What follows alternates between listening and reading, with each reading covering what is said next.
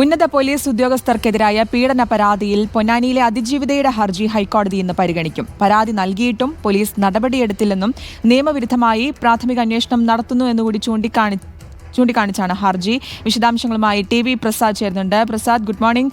ഈ പോലീസിനോടും പൊന്നാനി മജിസ്ട്രേറ്റിനോടും ഹൈക്കോടതി റിപ്പോർട്ട് തേടിയിരുന്നതാണ്. ഇന്നിപ്പോൾ എപ്പോഴായിരിക്കും ഹർജി പരിഗണിക്കുക? ഹർജിയിലെ ആവശ്യങ്ങൾ എന്തൊക്കെയാണ്? ശ്രുതി, തുളസി, ഗുഡ് മോർണിംഗ്. ഹർജിയിലെ പ്രധാനപ്പെട്ട ആവശ്യം തൻ്റെ പരാതിയിൽ FIR രജിസ്റ്റർ ചെയ്യാതെ നടപടിയെടുക്കാതെ പ്രാഥമിക അന്വേഷണം നടത്തുന്നു എന്ന് പറഞ്ഞാണ് അതിജീവിത ഹൈക്കോടതിയെ സമീപിച്ചത്. നമുക്ക് നേരത്തെ അറിയാവുന്നതുപോലെ സമീപകാലത്തൊന്നും കേട്ടുകേൾവി ഇല്ലാത്ത രീതിയിൽ CIയും അതുപോലെ DYSPയും SP-യും തന്നെ ചൂഷണം ചെയ്തു എന്നുള്ളതായിരുന്നു അതിജീവിതയുടെ പരാതി.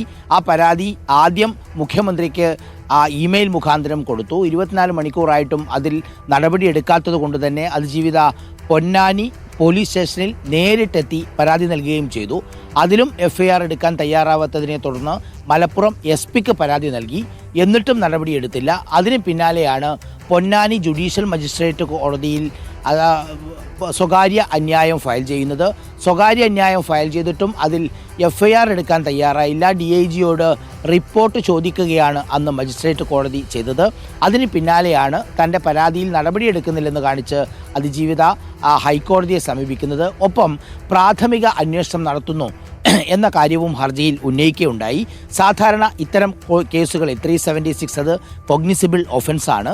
പരാതി കിട്ടിയാൽ ഉടനെ FIR രജിസ്റ്റർ ചെയ്തതിന് ശേഷം മാത്രമേ അതിൽ പ്രാഥമിക അന്വേഷണമല്ല ഏതൊരു അന്വേഷണവും നടത്താൻ വേണ്ടി കഴിയൂ.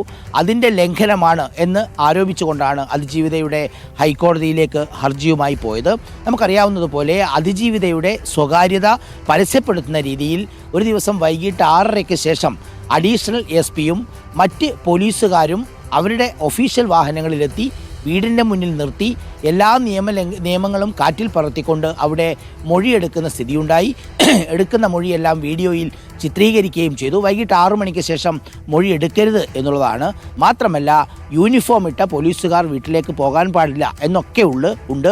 ആ ചട്ടങ്ങളെല്ലാം മറികടന്നുകൊണ്ടാണ് ആളുകളുടെ മുന്നിൽ അതിജീവിതയെ പ്രദർശിപ്പിക്കുന്ന രീതിയിലുള്ള ഒരു മൊഴിയെടുപ്പ് ഉണ്ടായിരിക്കുന്നത്. അത് തീർത്തും നിയമലംഘനമാണ് എന്നാണ് ഹർജിയിൽ ചൂണ്ടിക്കാണിച്ചത്. ഇനിയിപ്പോൾ കേസ് ഇന്ന് ഹൈക്കോടതി പരിഗണിക്കുമ്പോൾ എന്തുകൊണ്ടാണ് FIR രജിസ്റ്റർ ചെയ്യാത്തത് എന്ന് പോലീസ് തങ്ങളുടെ റിപ്പോർട്ടിൽ വ്യക്തമായി പറയേണ്ടി വരും. അതെന്ത് മറുപടിയാണ് പോലീസ് കൊടുത്തിരിക്കുന്നത് എന്ന് നമുക്ക് കാത്തിരിക്കാം.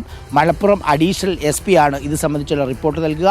അതോടൊപ്പം തന്നെ എടുത്ത നടപടി എന്താണ് എന്ന് വ്യക്തമാക്കുന്നതിന് പൊന്നാനി മജിസ്ട്രേറ്റ് കോടതിയോടും ഹൈക്കോടതി റിപ്പോർട്ട് തേടിയിട്ടുണ്ട്. പൊന്നാനി മജിസ്ട്രേറ്റ് കോടതിയുടെ റിപ്പോർട്ടും ഇന്ന് ഹൈക്കോടതി മുമ്പാകെ എത്തും.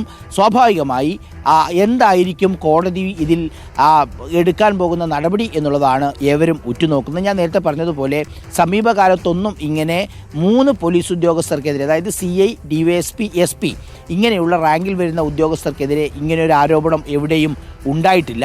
കേസ് അട്ടിമറിക്കാനുള്ള വലിയ ശ്രമമാണ് പോലീസിൻ്റെ ഭാഗത്തുനിന്ന് ഉണ്ടാകുന്നത് എന്നുള്ളതാണ് ഹർജിയിൽ പ്രധാനമായും അതിജീവിത ഉന്നയിക്കുകയും ചെയ്യുന്നത്. എന്തായാലും ഇന്നത്തെ ഹൈക്കോടതി നീക്കം ഏറെ നിർണായകമാണ് പൊന്നാനിയിലെ പോലീസ് ഉദ്യോഗസ്ഥർക്കെതിരായ പീഡന പരാതി. ശ്രുതി, തുളസി. വ്യക്തമാണ്. TV പ്രസാദാണ് വിശദാംശങ്ങൾ നൽകിയത്.